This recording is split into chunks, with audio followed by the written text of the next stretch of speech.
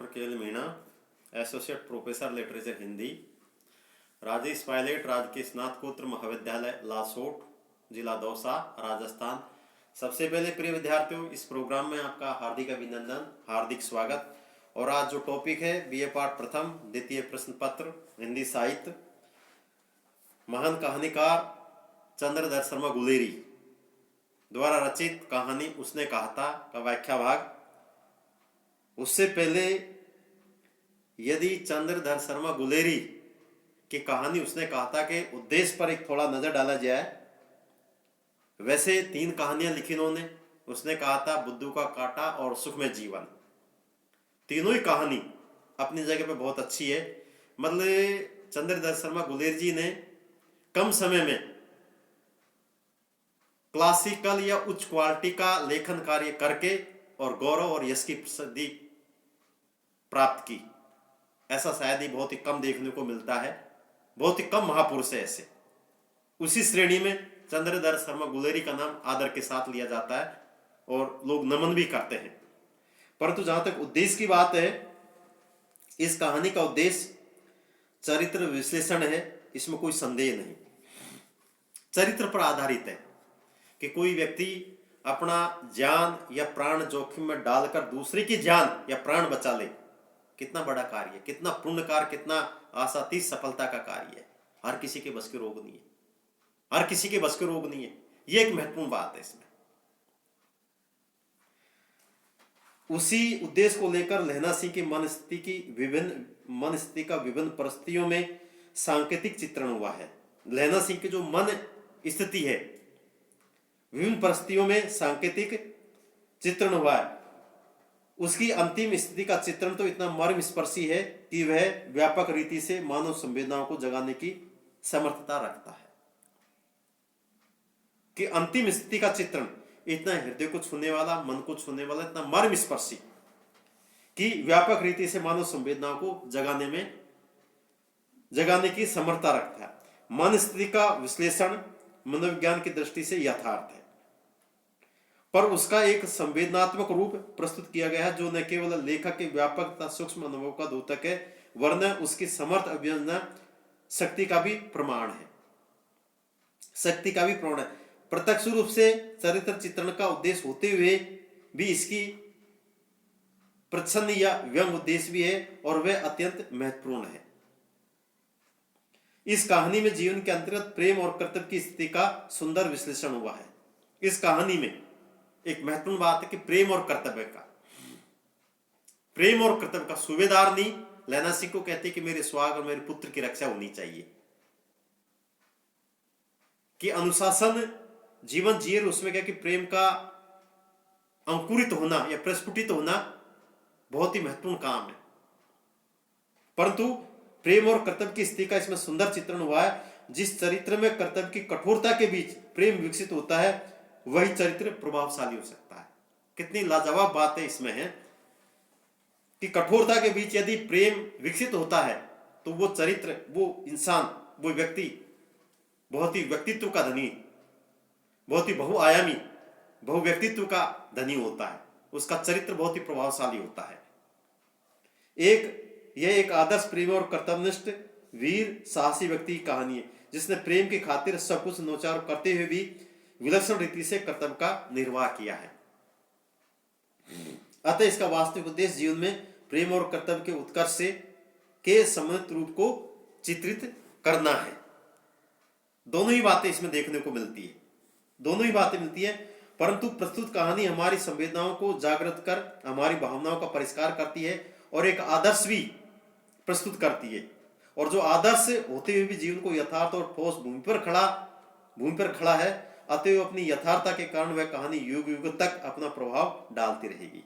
समय चाहे कोई सा भी हो, समय निकल जाए, समय निकलने के बाद आने वाले समय में ये कहानी क्या कि प्रेम और कर्तव्य का एक ऐसा संदेश देती रहेगी, एक ऐसा पाठ पढ़ाती रहेगी जो वास्तव में क्या कि सब लोग क्या कि एक तरह से नमन करेंगे।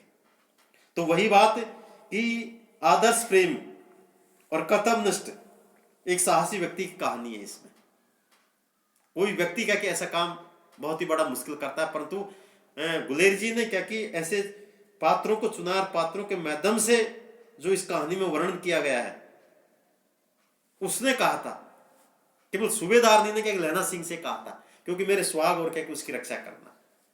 तो प्रिय विद्यार्थियों, संक्षेप में और देश काल की हम बात करें कि वातावरण अर्थात देश काल, देश और काल का चित्रण भी सजीव है और मार्मिक है। उसमें केवल औचित्य का निर्वाह ही नहीं, वरना ऐसा जान पड़ता है कि हम उसी स्थान पर खड़े और उसी वातावरण में घटनाओं का अवलोकन वास्तविक व्यक्तियों के बीच कर रहे हैं। अमृतसर के बंबू कोट वालों की विशेषता और बोली, युद्ध क्षेत्र की परिस्थिति, वहां की सर्दी, लड़ाई के खाई खंदक आदि विवरण देश काल का वास्तविक रूप स्पष्ट करते हैं। युद्ध भूमि में या रणभूमि में युद्ध क्षेत्र की परिस्थिति, वहां की सर्दी, खाई खंदक और जो इर्द गिर्द वातावरण है वो देश काल के अंतर्गत आता है, उसको स्पष्ट करता है। हम उनके बीच की घटना और चरित्रों को उनकी यथार्थ पर पूर्ण विश्वास के साथ ग्रहण करते हैं। तो इस संक्षिप्त भूमिका थी प्रिय विद्यार्थियों। आइए थोड़ा व्याख्या भाग पढ़ते हैं इसका। जैसे मैं जानता ही न हूं, रात भर तुम अपने दोनों कंबल उसे उड़ाते हो और आप सिगड़ी के सहारे गुजर करते हो। उसके पहरे पर आप पहरा दे आते हो और अपने सूखे लकड़ी के तख्तों पर उसे सुलाते हो। आप कीचड़ में पड़े रहते हो, नहीं तुमने मांदे पड़ जाना। जाड़ा क्या है, मौत है, और निमोनिया से मरने वालों को मुरब्बे नहीं मिला करते। मांदे यानी बीमार, कठिन शब्दार्थ। मुरब्बे यानी नदी नहरों के पास की नर्म भूमि जहां पानी रहता है और वहां मुलायम जमीन होती है, उसको मुरब्बे कहते हैं। प्रसंग प्रस्तुत अवतरण चंद्रधर शर्मा गुलेरी द्वारा रचित उसने कहा था कहानी से अवतरित है। लहना सिंह और वजीरा सिंह की बात हो रही है। पलटन खाइयों में जमी है और युद्ध जारी है। उस समय वजीरा सिंह पूछता है कि अब बोधा सिंह कैसा है। लहना सिंह कहता है कि अच्छा है। तब वजीरा सिंह कहता है, व्याख्या में देखिए, वजीरा सिंह कहता है कि शायद तुम ये जानते होंगे कि मुझे कुछ पता नहीं है। मैं सब कुछ जानता हूं कि तुम बोधा सिंह की कितनी सेवा करते हो। रात भर तुम अपने दोनों कंबल उसे उड़ा कर रखते हो और स्वयं सिगड़ी के पास बैठकर रात काट देते हो। इतना ही नहीं, उसके पहरे पर भी स्वयं चले जाते हो और पहरा देते हो।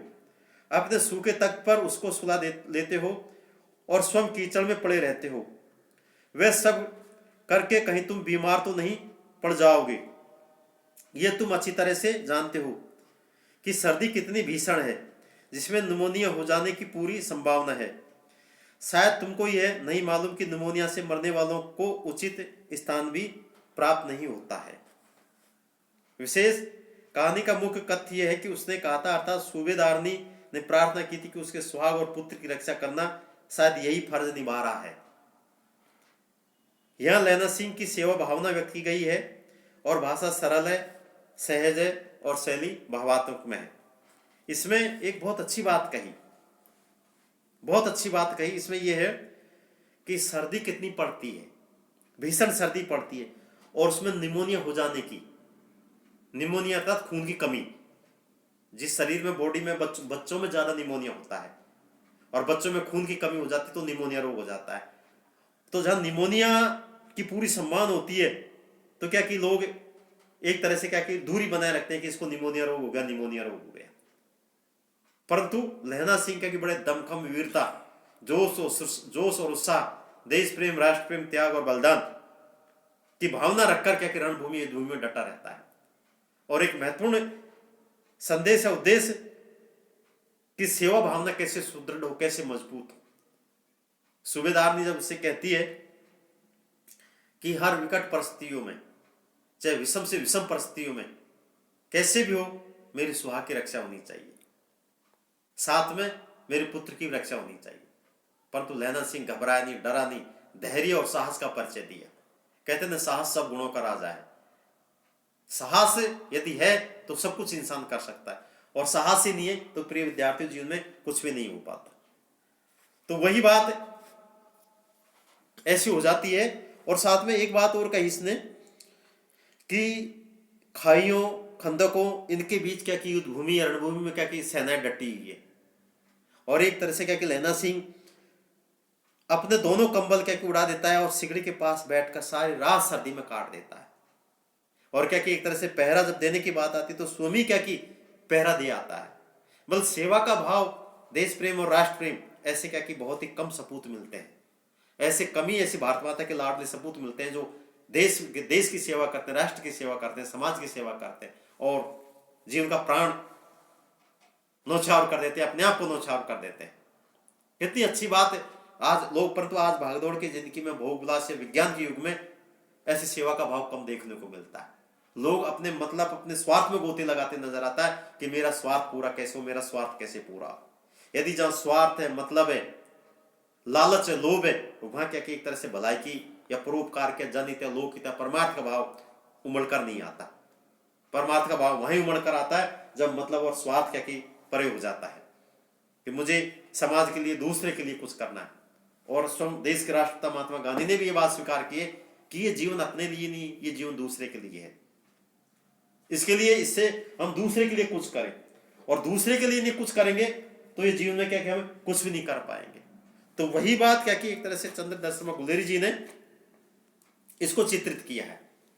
और साथ में ये भी बात कही है कि चाहे कितने भी क्या कठिन समय, कितने भी मुसीबत अड़चन आए, परंतु क्या कि हमको डटकर मुकाबला करना चाहिए। थैंक्स प्रिय विद्यार्थियों।